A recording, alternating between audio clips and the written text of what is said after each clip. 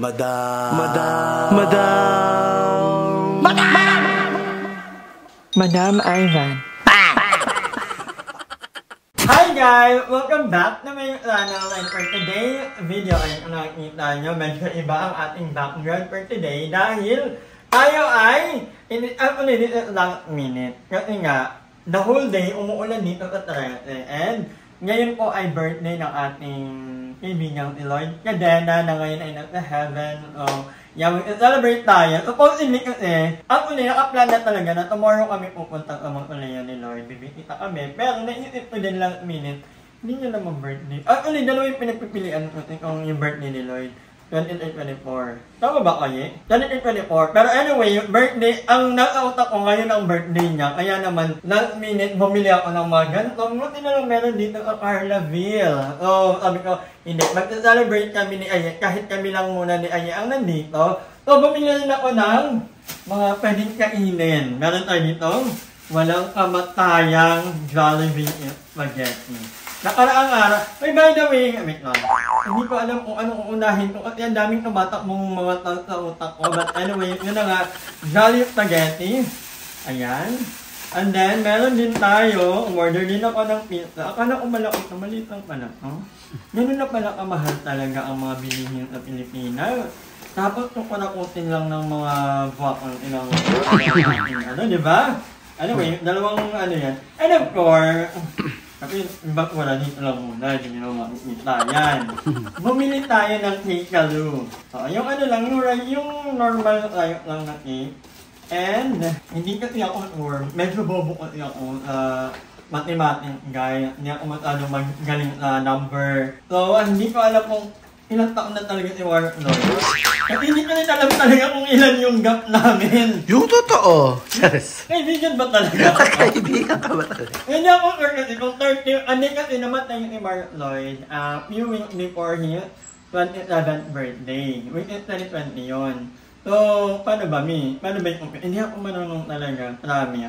Kaya ang ginawa ko na lang, hindi kasi ako sure kung 31 or 30. So, bumili ako ng 1 kakatong. Namatay kasi siya September 4, di ba? Supposedly 26 turning 27. Turning 27.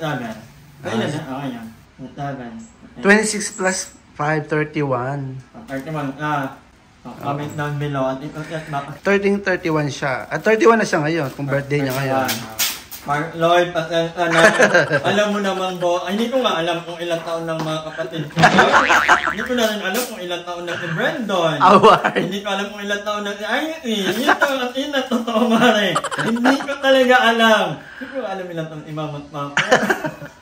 But alam ko, something 15 na dahil sa hormones yan, no? Hindi talaga. Hindi ako masyadong familiar sa mga ganyan, yung mga edad. Mas alam ko yung birthday. Hindi ko lang alam yung mga edad. Minsan nila, kalimutan ko kung ilang taon din ako. Kung 35 ba talaga ako 30 yan.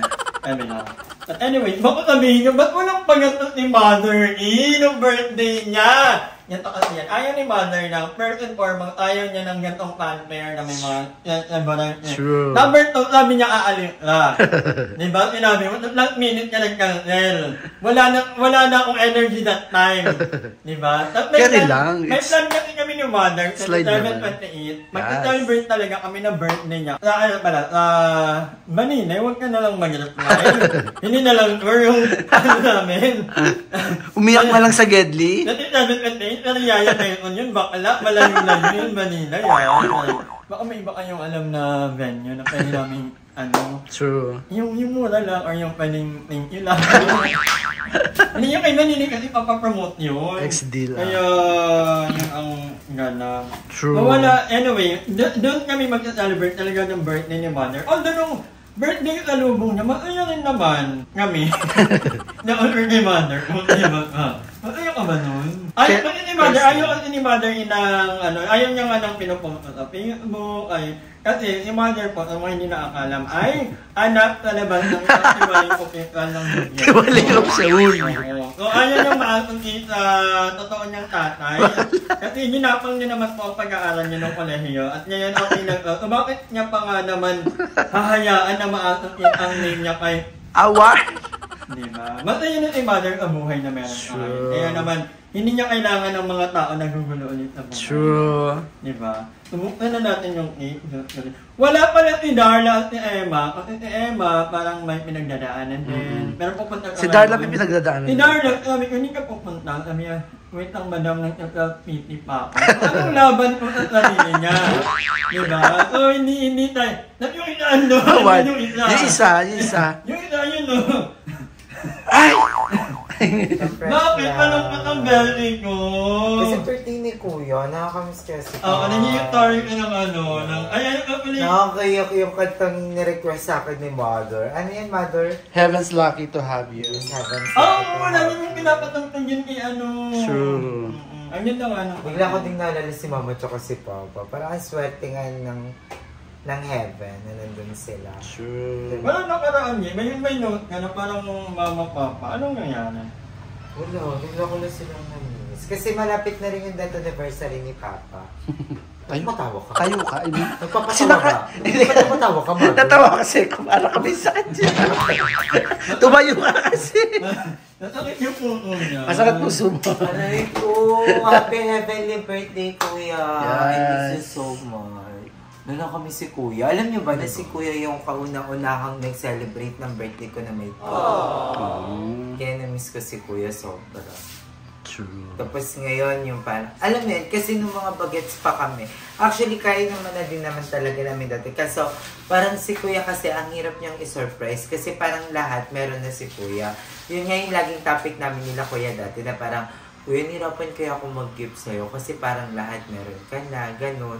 Kasi yun, yung lagi sasabi ni Kuya na parang lahat ng bagay na-appreciate naman. Kahit nga it's the thought that counts naman. Kahit nga daw regaluhan mo lang si Kuya ng hopya, masaya-masaya siya. Hindi mo kailangan mahirapan. True. Ganun.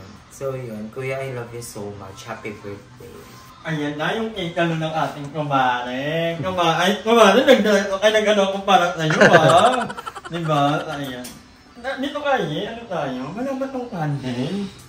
Wait nga guys, babalikan ko kayo, wait lang. So meron daw po tayong eratong na ano, dahil 99 at yung kumaring Lloyd, 32 ka. He will be in 32 Yeah, today. He will be 32 this year. Yeah, this is our celebration. Ayaw mo muna. Sabi daw nila, pag sinerch ko kasi kung dapat ba nagsiselebrate pag pumanaw na ang isang tao. Sabi parang depende yun sa paniniwala, tradisyon ng pamilya. Parang pwedeng maging masaya, ganun. Pero depende yon. Pero ang pagsiselebrate ko ng birthday, Iba-iba naman din. dapat pag-aalala lang sa taong namayapa. Pero hindi pag-celebrate na parang ano, basta ganun. Kumbaga, this is a celebration of his memory, ng life niya, nung nandiyan kapag sineselebrate namin na nabuhay si Kuya. And nagpapasalamat kami na naging part na ng life namin. At actually, malaking part na ng buhay namin. Kaya naman, ako lang kung sineselebrate yung ano din ni Mark Lloyd. Kahit kung nasa Palawan ako, may pabalot pa ata ako noon, may paganon pa ako. Yun na lang, thankful kasi ako. Sobrang thankful ko kay Mark Lloyd. Napakaraming bagay. Ang dami kong na-experience, ang dami kong natamaan sa buhay, it's all because of him. Kaya naman, I think it's only fitting na we celebrate his life. Kasi sobrang dami niyang nabigay na kasiyahan, tulong sa atin lahat. So, hanggat nabubuhay kami, nabubuhay si Kuya sa akin. Sa alaala. We will always remember you, Mark Lloyd. Yes! Happy birthday, Mark Lloyd! Ayan, happy 32nd birthday. Kaya mo na ba yun? Hindi tayo. But anyway, birthday mo yun. Paano tayo magmumugahan nito? Ayan. Tayo ba mag-blow? Antayin natin. Mag-blow tayo kasi. Si Mark Sabi sa Lloyd. akin, agi ako na. Ay, nalala mo yung celebration mo na sa bahay sa St. Andrew, may pagkita. Pumunta din talaga si Lloyd. Ito yung pinaka-memorable ko na parang gantong celebration. Kasi out of nowhere, bigla lang dumating si Mark Lloyd. But anyway, i-blow mo na yan. Happy birthday! Yay! We love you so much. Love you, Mark. Anyway, miss na miss ka na namin, Kuya. Yeah. So, kumain na tayo. Alam kung nagugutom na rin kayo, wala pa kasi kaming kain. First meal of the day. Tapos ang hilig-hilig ni Kuya, hindi pwede talaga na pag may magba-birthday sa amin, tapos walang surprise. Walang patay bukas ng ilaw, ganun. Okay, kuya ko lang naranasan talaga na mag-birthday ng may cake.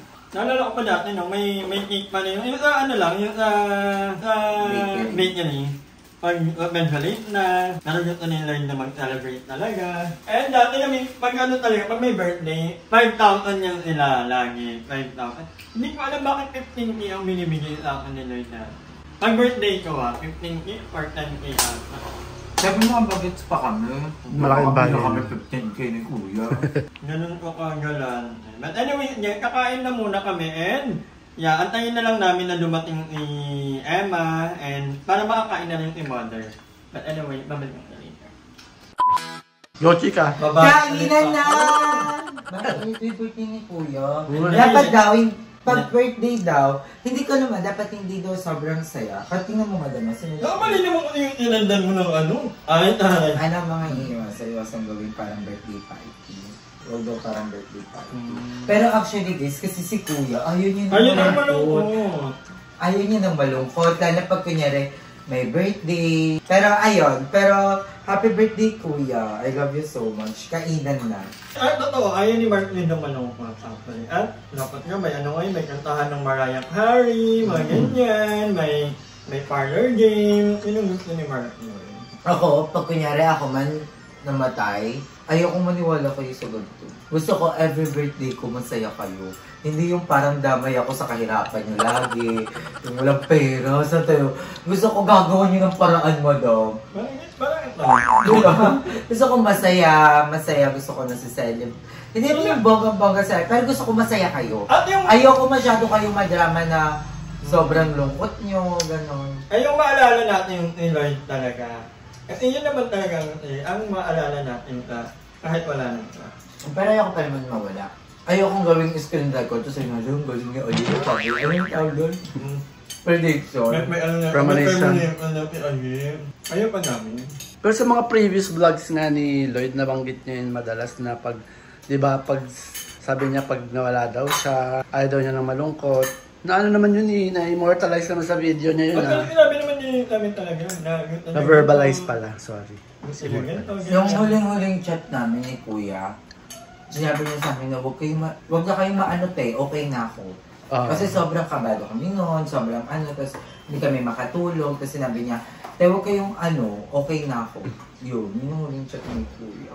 So ikaw madam, how would you like to be remembered when you passed? Huwag naman yung mga ganyan muna. Ano yan? Ayaw ko lang mga ganyan.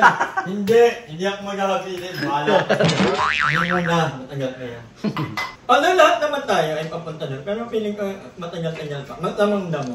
Yun, kasi sobrang bait.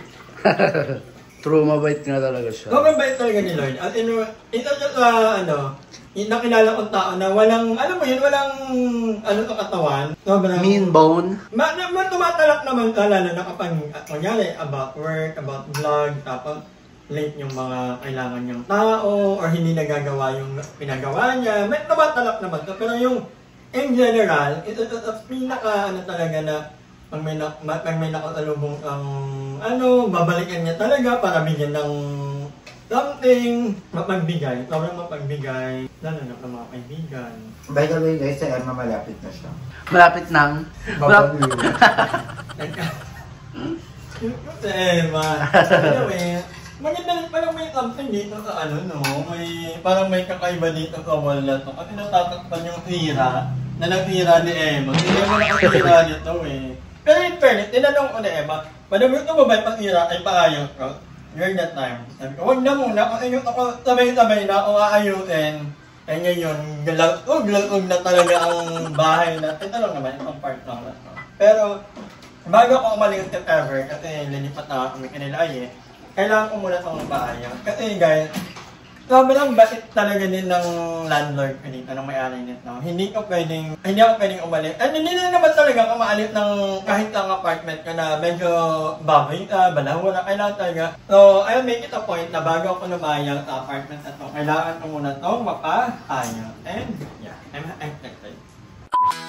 Ayan dumating lang! Ay, habang nagbaka, Binangako, putang ina. Putang ina, naka-record na naman. Yung bakit siya sa'yo. Bakit? Uwang ko, may sinabi ka daw sa kanya kanina.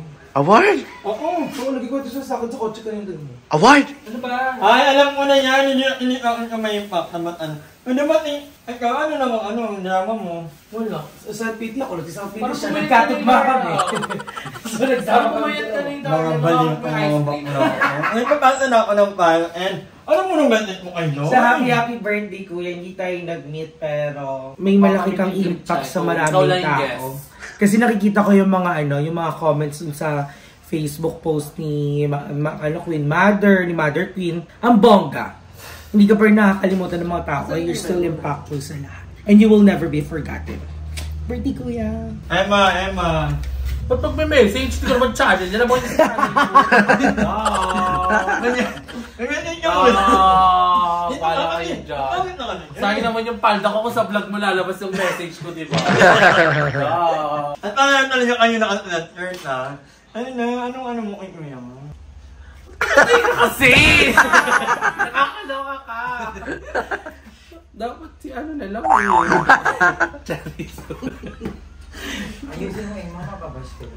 Wala na akong pakialam sa bar. Hindi lang ako tinatabla ng Ariel. Charis, ano pabaliw ako? Wait lang.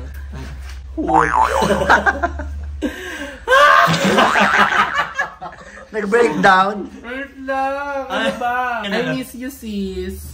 Kahit pinapalag ako sa court. Hindi ako sanay mag-message ng ganyan. Papahirapan pa ako mag-edit. But anyway, guys, ayan. Mag-edit na ako. Feeling ko habang at wala naman din akong ibang gagawin. I hope na enjoy kayo. And again, Marlon, happy birthday. And yeah, love you. Hi! Maraming salamat sa panonood ng video na to. At kung natuwa ka, please don't forget to like and share the video. Mag-subscribe na rin kayo para bongga na. Yun lang.